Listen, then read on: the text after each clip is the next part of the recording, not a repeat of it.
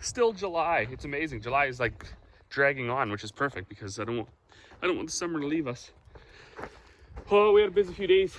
Mom and Dad got back from their holiday, so they've been helping work. We got new skins for this international truck because the other ones had huge wormholes eaten in them. So these should be much better, much safer. We changed the cylinder drive belt on this combine. So I had a pretty good laugh when I was changing this. So I knew it needed to be changed, but I didn't really understand why because I forgot what they had said last year because I don't really do the combining. So very easy to change, actually. Just loosen these two bolts. You gotta obviously loosen up all your belts and things. And then what I did was I wrapped a fabric sling or whatever you want to call it, cloth sling, around there and hooked the chain, come along to here and just pulled it up, pulled the slack out of it, and then put the belt, slip the old belt off, slip the new belt on, then use that same come along chain hoist to go from here down to there and pulled it back down with the new belt on, tightened everything back up. So, but when I got over here, I was like, well, this is super slack. I mean, this new belt, because it's not adjusted yet. Why is it so loose? Why is it so loose? I said, there's no way. I thought to myself, there's no way this could have even worked. And then I looked here, and there's the tightener that goes from here through this hole. It's threaded here. It was broken.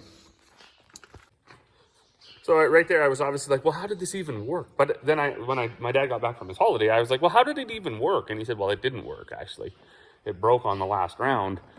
And then your mom couldn't, she wanted to finish our 2021 harvest because it was on her field, and she couldn't. So it all made sense anyways at that point. So, but that has changed. So all you really got to do with these combines is grease them. And then what fails in season will fail because they were running really good last year, except for this braking. This one still has that electrical issue just with starting. So we are still tracing that, but for every time I've started for the last week, it started. So I guess we'll just call it good, I guess, leave it at that. What else did we have happening? I made a ton of bags yesterday. I think I made 8 or 9 yesterday and 14 or so the day before. Yesterday I actually had to stop. I couldn't do it. It was like 35 degrees and I just couldn't shovel the grain anymore. I was cooking, and usually that doesn't get me, but yesterday, whew. Of course too, it's so beautiful that, and we wanted to go, I'd laid in the pool for a little while actually. This backhoe had a pinhole leak out of this ram, and actually we just brazed it up ourselves and now it doesn't leak. So that was fancy. Nice to be able to fix that stuff yourself as opposed to replace the whole thing. Dad put new seals in the steering rams and serviced this all up because Corey's been using it to do her landscaping, dig in our power and our water, and she's going to dig in our gas line. Oh, and then this thing.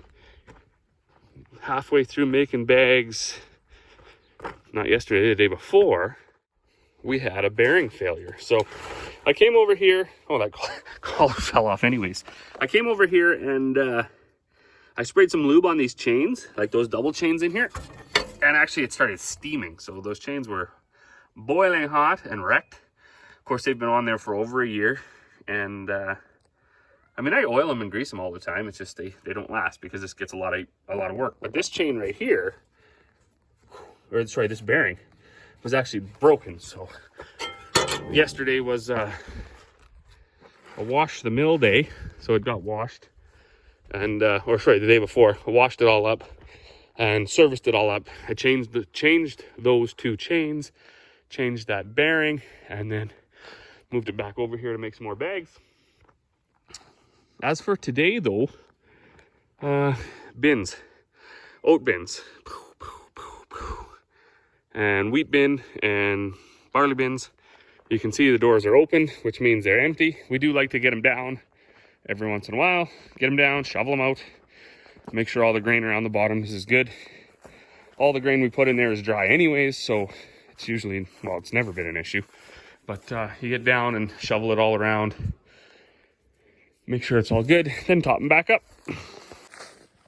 The grain market too has been, it's been volatile all year, but the last, say, 6 weeks, just like, you know, just it plummeted. And then all of a sudden they started reporting out of the States and out of Canada that, oh, it's too dry here, and then they got bumper crops there. And I think what happens is you have some commodities traders sitting in San Francisco, sitting in Chicago, sitting in New York, and they're just kind of reading these bullshit reports coming from whoever, and then they really affect the market that way.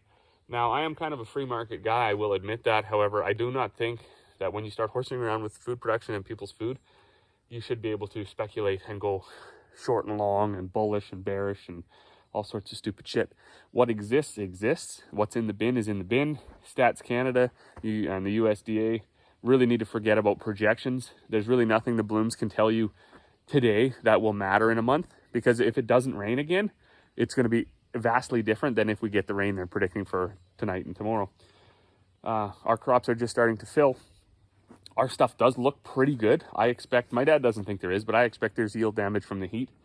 There's definitely yield damage in our canola from the shitty emergence, and all of that. So when Stats Canada asked us early in the season, before we even planted what we were going to plant, the report that I sent to them actually ended up being totally wrong, because I could only do what I could do at the time, and we do try to fill that stuff out reasonable, I guess. So it ended up, the season got late.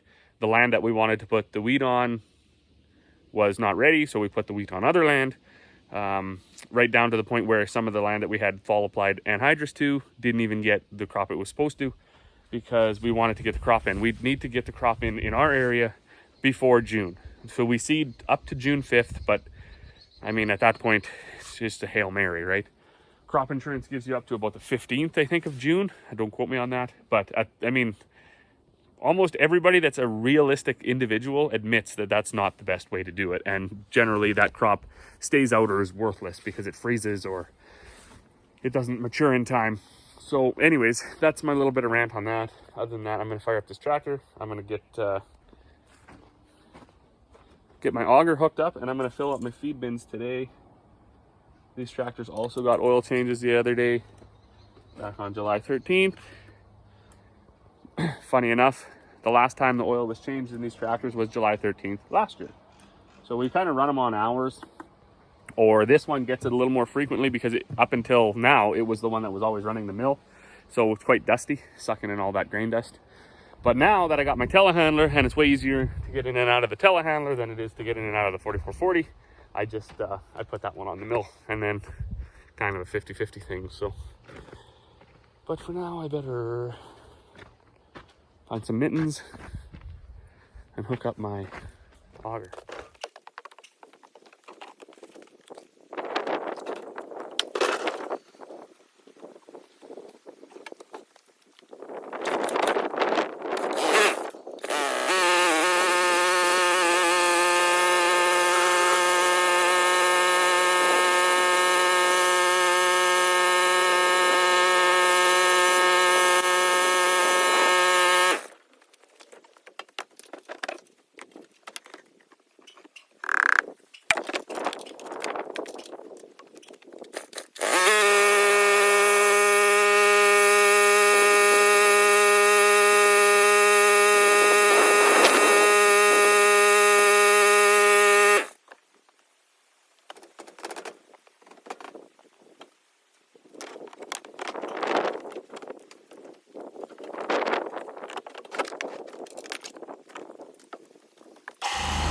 Well, good morning.